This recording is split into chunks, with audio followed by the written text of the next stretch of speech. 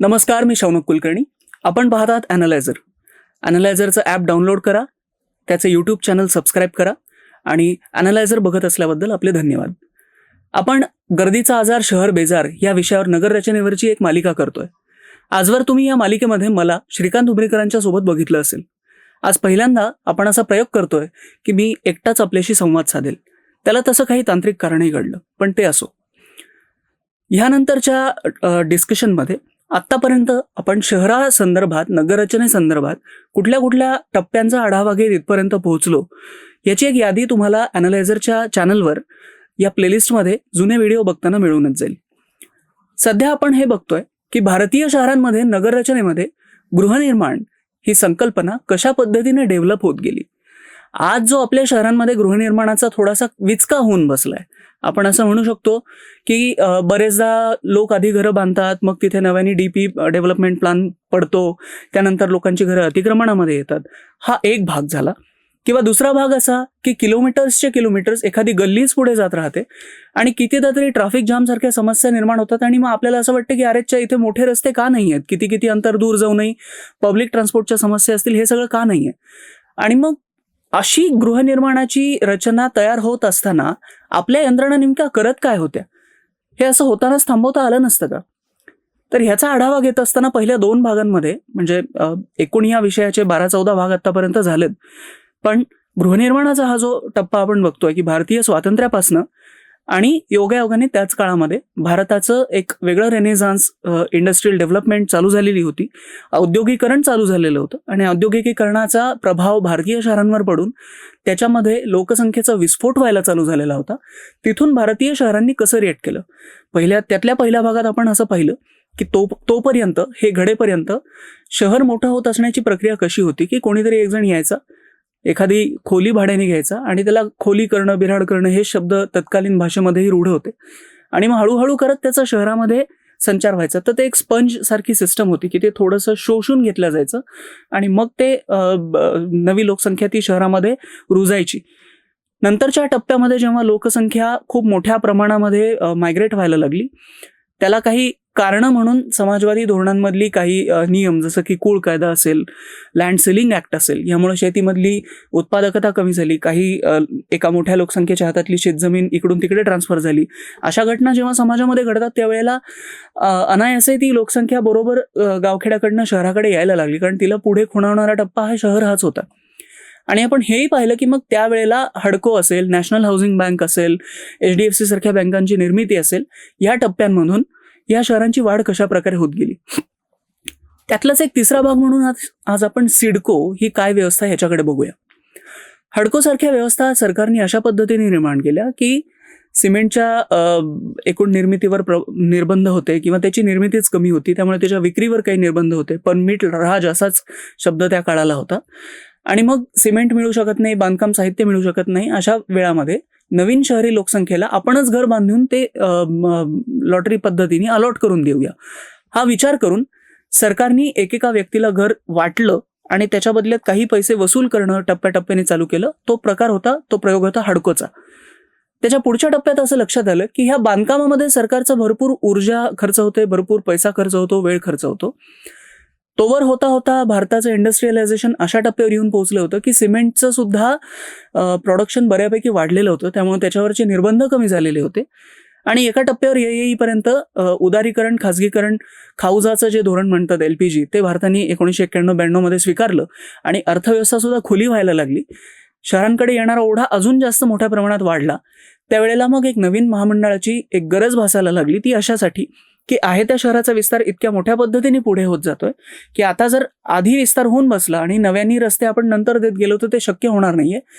याला कंटिन्युअसली कुणीतरी एक केटर करणारी व्यवस्था पाहिजे, म्हणून सिडकोची स्थापना करण्यात आली. सिडकोनी अशा पद्धतीने काम सुरू केलं की एक शहर आहे, त्याच्यापासून थोड्या दूर एक औद्योगिक वसाहत आहे, त्या दोन्हीच्या मधला जो भाग असेल तो सिडको स्वतःकडे घेईल.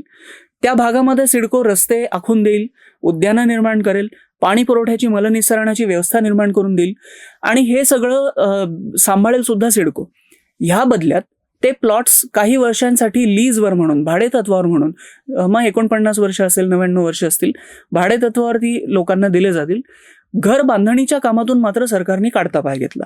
घर बांधण्यासाठी मात्र लोक स्वतः जिम्मेदार असतील.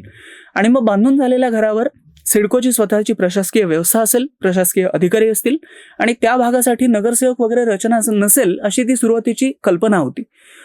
सिडकोच्या सगळ्यात महत्त्वाच्या प्रकल्पांपैकी नवी मुंबईचा एक प्रकल्प होता. चार्ल्स कोरिया नावाच्या आर्किटेक्टनी त्याचं फार मोठं काम हातात घेऊन खूप सुंदर असं नवी मुंबई महानगराचं डिझाईन निर्माण करून दिलं आणि आज ते प्रत्यक्षात येताना किती मोठ्या लोकसंख्येसाठीचा भार ते उचलते हे आपण बघतोच आहोत. तर ह्याच्यानंतर छत्रपती संभाजीनगरला एक मूळ शहरातलं आणि एक वाळूजकडचं असे 2 सिडकोचे प्रकल्प मिळाले. मराठवाड्यात नांदेडलाही सिडकोचा प्रकल्प मिळाला. अशा पद्धतीने सिडकोचं काम पुढे पुढे जात होतं. जाता जाता एका टप्प्यावर हे लक्षात आलं की नागरीकरणाचा, शहरीकरणाचा वेग आता अशा टप्प्यावर येऊन पोहोचलाय की सिडकोनी एखादी जमीन डिनोटिफाय करणं, त्यावर प्लॅनिंग ऑथॉरिटी म्हणून त्यांनी काम करणं, त्या जमिनी अधिगृहीत करून रस्ते वगैरे बांधून प्लॉट निर्माण करून देऊन त्याच्या लॉटरी पद्धतीने ते प्लॉट जनतेला देणं, इतका सुद्धा वेळ आता नगररचनेसाठी त्या नगराच्या हातात उरलेला नाहीये. त्यापेक्षा जास्त गतीने लोकसंख्या आतमध्ये येते शहरांच्या. अशा वेळेला काय करायचं? तर कुठेतरी मग सरकारला असं लक्षात आलं की आपण जे नियम सोडत आलो आणि सरकार म्हणून आपली भूमिका काय असायला पाहिजे. आणि नेमकं त्याच वेळेला भारतामध्ये स्थित्यंतर राजकीयदृष्ट्या सुद्धा, आर्थिकदृष्ट्या सुद्धा अशा पद्धतीची होत होती की कुठल्याच नियमांमध्ये सरकारची भूमिका ही फक्त नियामकाची असावी. म्हणजे नियम बनवून त्याची अंमलबजावणी करणाऱ्या एखाद्या हवालदाराची, पोलिसाची भूमिका सरकारची नसावी. त्यांनी फक्त हे बघावं की हे नियम आहेत, यातले मोठे मोठे ठोकळा नियम पाळले जातात का इतकं आम्ही बघू, बाकी सगळं उर्वरित जे काही असेल ते जनतेने करावं. ही भूमिका एका टप्प्यावर तो हलता पेंड्युलम असतो ना, तसंच हे नियमांचं होतं. म्हणजे अगदी कंट्रोल, म्हणजे सिमेंट सुद्धा कुणाला विकायचं हे सरकार ठरवेल इथपासून ते आता आम्ही फक्त रस्ते किती रुंदीचे असावेत हे सांगू, ते करण्याची सुद्धा जिम्मेदारी तुमची, या टोकापर्यंत हे सगळं जाऊन पोहोचलं. याचा परिणाम काय झाला माहितीये? 1996 ते 2000चं दशक येईपर्यंत भारतीय जनमानस हे बऱ्यापैकी 50% पातळी क्रॉस करून शहरी जनमानस झालेलं होतं. त्यामुळं एकूण विधानसभेत म्हणा, आमदारांची संख्या ही ग्रामीण आमदारांपेक्षा शहरी बाजाच्या आमदारांची वाढायला लागली होती.